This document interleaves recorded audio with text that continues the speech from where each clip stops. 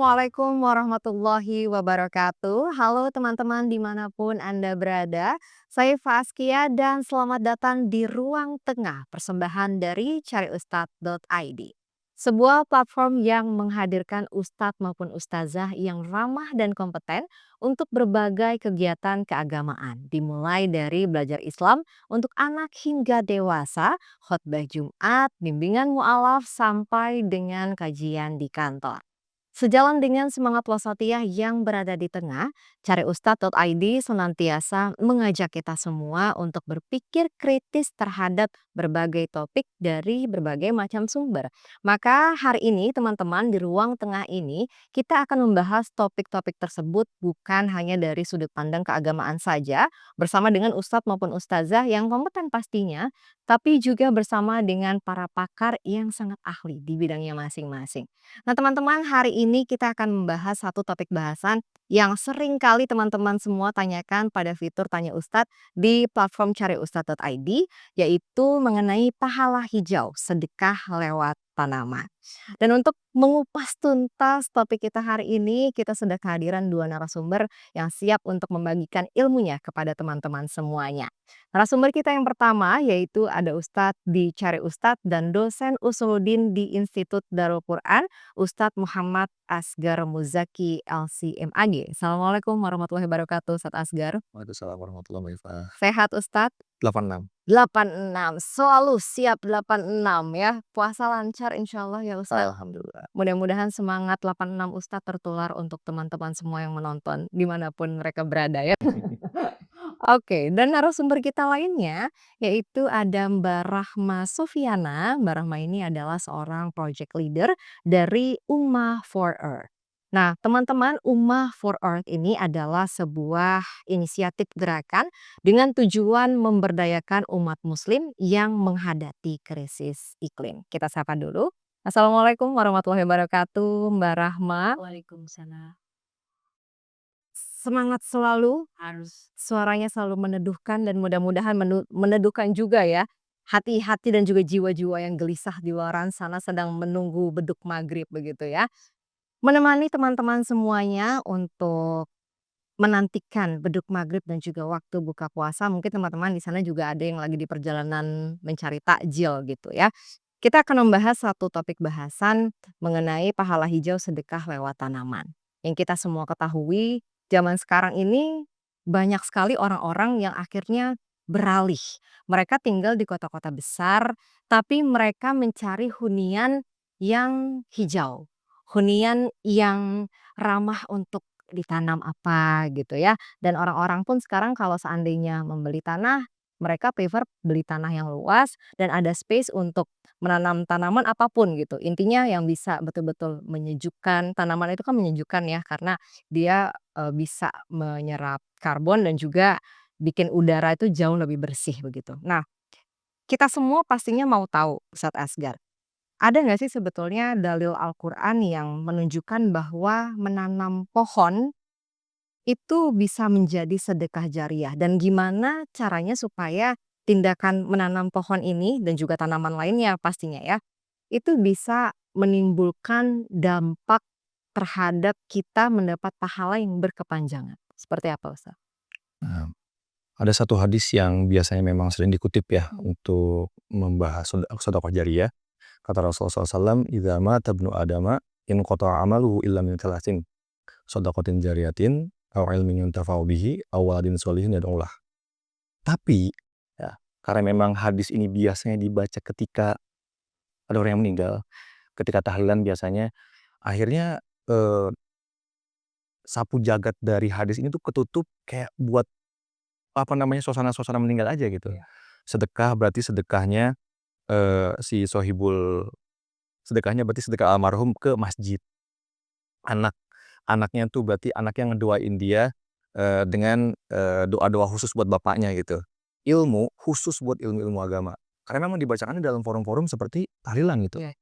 Padahal Rasulullah SAW hebatnya Mbak ya, hadis ini diucapkan dengan isim nakirah. Jadi ada keumuman di sini. Ketika Rasulullah ngomong shadaqatin jariyah, itu enggak fokus, terbatas sama sedekah yang infak masjid gitu ya. Keran, semen, bangunan. Enggak, sedekah apapun yang selama sedekah dia itu berdiri tegak, memayungi orang lain yang ada di situ, termasuk pohon barangkali, itu ya mengalir. Anak lagi misalnya, nggak mesti anak kandung dia, karena Rasulullah bilang pakai waladun, bukan al-waladu. Boleh jadi anak angkat, anak asuh, anak ketemu gede, bismillah, tuh terus semuanya masuk waladun solihun. Atau juga ilmu, ini juga yang sering salah kaprah gitu. Kita menganggap bahwasanya ilmu yang bermanfaat buat almarhum itu adalah cuma ilmu-ilmu agama. Kalau Rasulullah lagi-lagi ngomong pakai isim nakiroh keumuman semuanya. Nah terkait ini, sedekah jariah kita dengan menanam pohon, ini juga termasuk sedekah yang terus mengalir. Pohon itu kan kalau berdiri tegak, yang pertama bisa buat orang berteduh. Yang kedua bisa buat sarang bajing. Bajing tuh bahasa ini apa ya? Squirrel, squirrel, tupai. Nah, ada juga bisa buahnya bermanfaat buat anak-anak setelah kita gitu kan. Jadi memang, kalau misalnya kita batasi itu pada sedekah-sedekah yang sifatnya pembangunan, jadi kita sempit gitu. Padahal Rasulullah SAW bilang dalam hadis lain, "Ma min muslimin yazra'u zar'an fa ya'kulu minhu thayrun aw bahimatun falahu bihi shadaqah." Kalau kita menanam pohon, dari situ ada tupai yang makan, orang yang berteduh, itu sedekah buat kita. Jariyah mengalir terus selama pohon itu berdiri. Gitu kira-kira ya, Mbak, ya. Jadi nggak terbatas ya Ustadz Nggak ya. terbatas. Makna dari sedekah jariah itu bukan hanya ya itu tadi yang Ustadz sampaikan ya, sedekah untuk masjid, pembangunan masjid dan lain sebagainya, tapi intinya sedekah yang membawa kemaslahatan umat, yang membawa kebaikan untuk orang banyak begitu ya Ustadz, yang manfaatnya bisa dirasakan bukan hanya untuk diri sendiri tapi juga untuk orang lain. Nah berkaitan dengan hal ini Mbak Rahma, manfaat dari tindakan seseorang menanam pohon ataupun tanaman apapun ya, untuk kehidupan sehari-hari dan juga untuk lingkungan sekitarnya itu apa kira-kira Mbak Rahma? Sebenarnya kalau secara prinsip memang kan pohon tuh, itu tadi ya, menyerap karbon kemudian dia mengeluarkan oksigen gitu, oksigen untuk, makhluk hidup bernafas. Itu udah hukumnya begitu gitu, udah sunatullahnya begitu gitu, udah hukumnya. Nah, yang kedua sebenarnya kalau menurut saya, kita sendiri sebenarnya mengalami gitu ya, kalau kita berjalan di jalanan yang gersang Ya. dengan jalan yang penuh Pohon. pohon atau setidaknya ada hijau-hijaunya, Iya. itu pasti kita akan Beda merasakan sesuatu yang berbeda gitu kan. Pertama pasti lebih teduh, lebih sejuk gitu ya, panas matahari tidak langsung kena ke kita gitu. Tapi sebenarnya secara psikologis, itu juga membuat kita pertama lebih rileks, lebih bahagia gitu. Makanya orang kan kalau liburan nyarinya lihat yang hijau-hijau. iya, Bosen lihat beton. nyarinya puncak, bosen ngeliat hutan beton gitu kalau di kota gitu. Itu secara secara fungsi gitu ya. Kemudian yang ketiga adalah, itu tadi gitu memberi manfaat. Dan sebenarnya ini saya mau sedikit agak bukan keluar dari topik, tapi ini mungkin hubungannya dengan bahwa Indonesia adalah, negara dengan hutan tropis, terbesar kedua gitu ya, setelah Brazil. Tapi mirisnya angka deforestasinya juga tinggi gitu, angka penggundulan hutannya juga tinggi gitu. Nah, yang sering orang salah kaprah adalah kerusakan hutan di Kalimantan, kita nanam pohonnya di kota. Jadi fungsi ekologis yang terjadi di Kalimantan gitu ya, fungsi ekologisnya, fungsi hidrologisnya, fungsi dia menyimpan air, itu tidak bisa digantikan hanya dengan kita menanam pohon di kota. Itu yang kita sering salah kaprah. Bukan saya mau bilang bahwa, ya udah kalau gitu nggak usah nanam pohon, enggak, nanam pohon tetap penting gitu.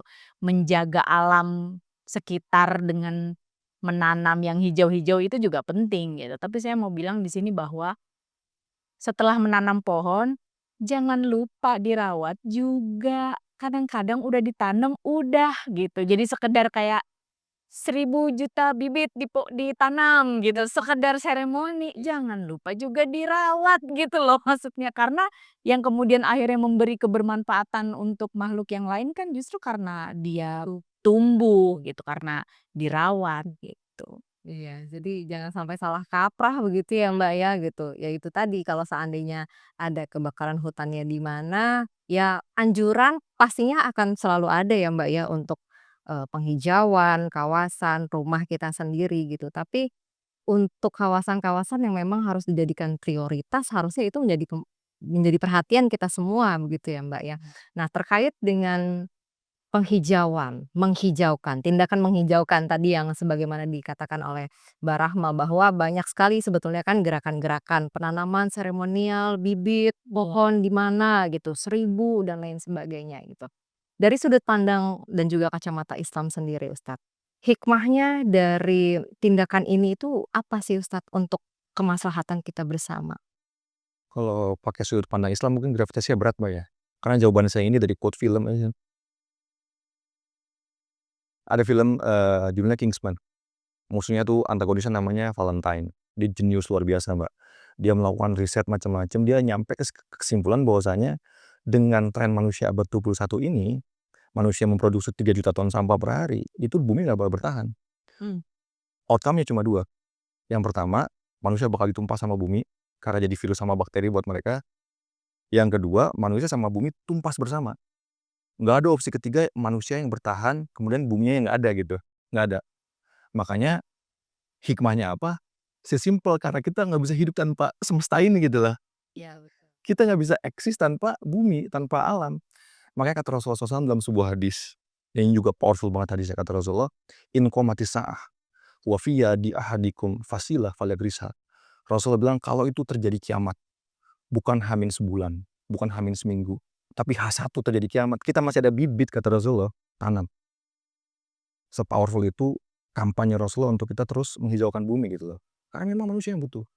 Kita pengen pindah ke Mars ya kita butuh alam zono gitu kan. Kita nanam pohon lagi di sana bikin kentang. Ya film apa lagi, pengen nonton film apa ya.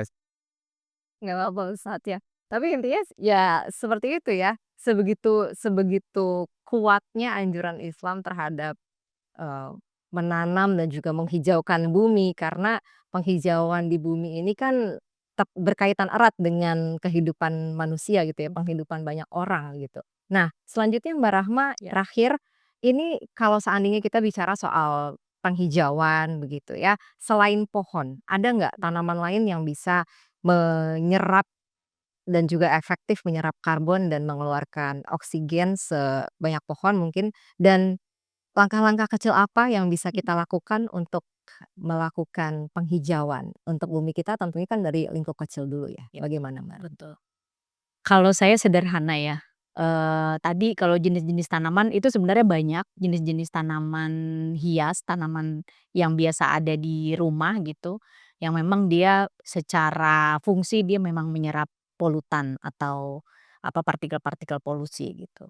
Tanaman-tanaman lidah mertua, lidah buaya gitu ya, yang dia punya daging, daun atau apa, kulitnya tebal itu dia, apa, berfungsi sebagai penyerap polutan. Pohon bambu itu juga termasuk salah satu, pohon yang, memiliki fungsi menyerap polutan, tuh. Tapi kan nggak mungkin nanam nanam bambu gitu di rumah gitu Satu ya. biji di rumah. Iya. Untuk Kayaknya apa? tadi yang tanaman hias itu lebih cocok ya, maksudnya kayak lidah mertua, lidah buaya kali, lidah buaya bahkan, apa, eee dagingnya isinya itu bisa kita manfaatkan ya untuk kulit, untuk rambut gitu ya. Mmm, itu dari jenis tanaman gitu. Sebenarnya nanam apapun, nggak masalah gitu, maksudnya kita mau menanam sayur gitu, jenis-jenis sayur seperti cabe, tomat yang, secara pemeliharaan dia sederhana, simpel gitu ya, itu tidak tidak masalah gitu. Selama itu tadi, jangan lupa dirawat, jadi jangan lupa, udah ditanam jangan lupa dirawat itu Bisa story doang, intinya. bisa Iya. story. Dan sekarang Bismillah gitu. banyak gerakan-gerakan, urban farming gitu ya, yang memang dia nggak secara lahan mungkin rumahnya sempit atau gimana, dia nanam bikin di teras rumahnya, dibikin pakai pot-pot kecil, Bikin greenhouse kecil gitu. atau bikin greenhouse, atau pakai hidroponik yang dialirin lewat pipa, itu bisa banget dimanfaatkan untuk lahan-lahan kecil gitu. Jadi memang, apa namanya, dan sekarang mungkin lagi-lagi semuanya tuh serba mudah ya. Nggak tahu caranya, lihatlah tutorial di YouTube gitu ya, nggak ngini, cuman tinggal masalah niat aja mau atau enggak, itu aja gitu. Terus kemudian satu lagi tadi pertanyaannya apa Mbak Ipa? Mengenai gimana caranya kita memulai kebiasaan Oke, menanam. oke. Sebenarnya yang paling pertama adalah, dari perilaku. Misalnya, ini konsep bagaimana menjaga yang udah hijau gitu. Kayak tadi kan saya cerita bahwa hutannya ada di Kalimantan, hutannya ada di Sumatera, kita pakai produk kertas, kita batasin. Kalau bisa digital semua lah, nggak usah ngeprint-print, atau kalau harus banget di-print, print-nya bolak-balik gitu. Terus tisu gitu ya, tisu itu juga dari produk, hutan gitu, dari pohon gitu. Sebisa mungkin ya kurangilah gitu, ini dari segi perilaku dulu ya. Kemudian mungkin nggak semua orang senang menanam gitu ya. Jadi sebisa mungkin yang sudah ada, yang sudah hijau itu kita jaga, udahlah nggak usah diapa-apain gitu. Ngapain sih, kayak emang dia pindah-pindah? Kan enggak gitu, tanaman kan nggak pindah-pindah gitu. Udah di situ aja gitu. Kecuali dia tanaman beracun gitu yang membahayakan. Jadi saya pikir, kalau bisa mau mulai menanam itu lebih bagus gitu. Tapi menjaga yang sudah ada yang juga hijau itu juga jauh lebih penting. Iya, memulai menanam itu bagus, tapi menjaga yang sudah hijau itu juga jauh lebih penting begitu ya. Bahkan tadi yang disampaikan oleh Ustadz Asgar bahwa Rasulullah menganjurkan kalau seandainya H-1 kiamat masih ada satu bibit ditanam gitu ya untuk menjaga keberlangsungan hidup manusia walaupun mungkin tinggal 1 hari lagi waktunya udah selesai gitu ya. Oke, jadi intinya teman-teman semuanya di luaran sana jangan malas untuk menanam kalau seandainya mungkin nggak bisa ya tangannya nggak panas kayak saya gitu ya. Kalau seandainya ngejaga tanaman kayaknya aduh kok susah banget gitu. Dirawat aja apa yang ada, jangan diapa-apain, jangan dirusak. Dan kalau seandainya kita mau memulai langkah kecil kita untuk menanam, kita mulai juga kebiasaan untuk bijak menggunakan produk-produk yang berasal dari olahan-olahan kayu di hutan begitu ya. Supaya apa? Supaya bumi kita tetap hijau, tidak ada lagi yang namanya kebakaran hutan. Jadi yang hijau bukan cuma rumah kita aja, tapi juga bumi kita secara keseluruhan begitu ya. Oke, baiklah terima kasih Mbak Rahma, terima kasih banyak Ustadz Asgar atas waktunya. Terima kasih telah berkenan untuk berbagi dengan teman-teman semuanya. Dan teman-teman terima kasih selalu setia untuk menyaksikan Peluang Tengah persembahan dari Cari Ustadz.id. Dan jangan lupa untuk nantikan episode lainnya karena banyak sekali episode yang gak kalah menariknya dari episode hari ini. Dan akhir kata saya Faskia pamit undur diri bersama juga dengan Ustadz Asgar dan Mbak Rahma. Selamat sore, selamat berburu takjil, selamat berkumpul di meja makan menunggu beduk maghrib juga. Wassalamualaikum warahmatullahi wabarakatuh.